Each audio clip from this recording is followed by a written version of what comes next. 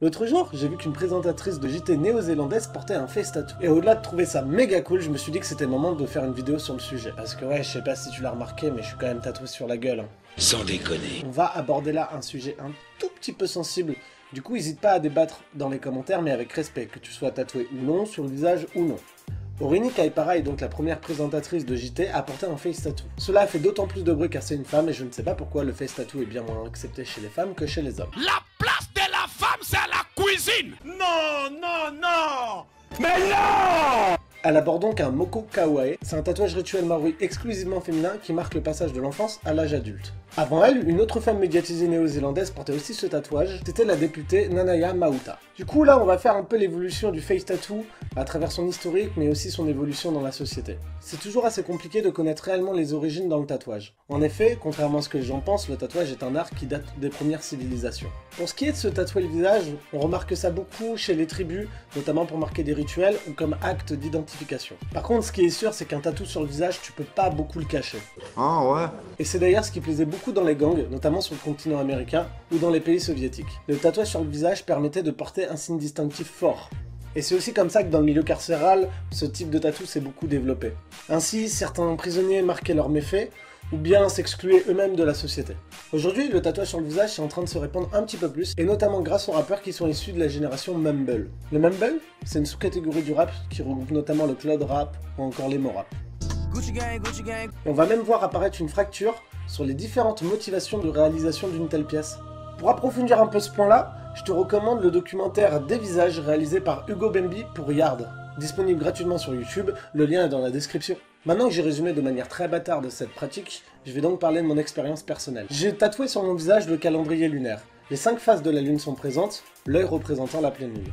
C'est l'artiste montpelliérain Cro qui m'a fait cette pièce, on l'a réalisée au handpoke, et d'ailleurs je te conseille de faire ça si tu veux te faire un face tattoo, notamment les mains. En effet, le handpoke s'adapte vraiment bien pour les zones un peu compliquées à tatouer et un peu fragiles. J'en ai fait une vidéo, du coup n'hésite pas à aller voir l'autre lien dans la description où j'en parle. Sinon t'as une petite fiche aussi qui s'allume là-haut, je sais plus de quel côté, pour t'envoyer vers cette vidéo.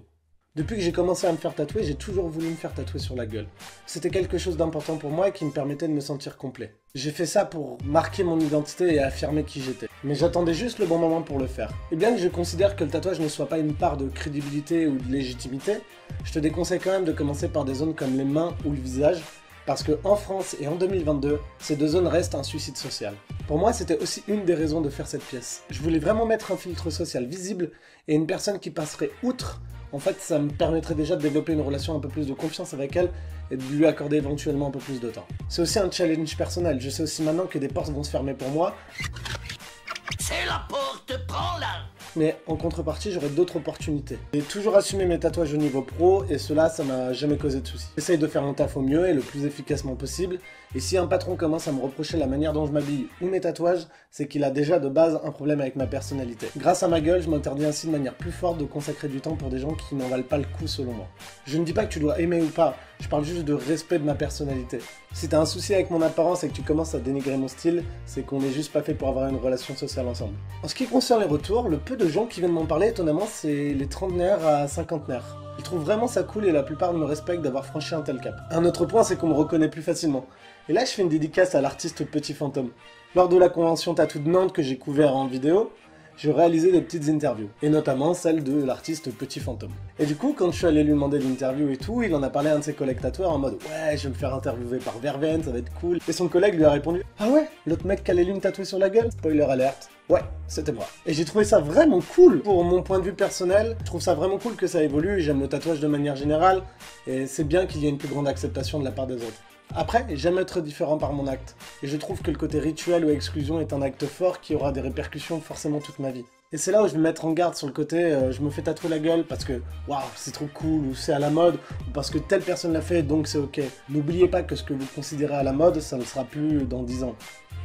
Voilà, je pense qu'on a fait le tour du face tattoo de manière générale. N'hésite pas à t'abonner parce que c'est gratuit, partager la chaîne, un petit pouce bleu, un commentaire. Ah et des bisous.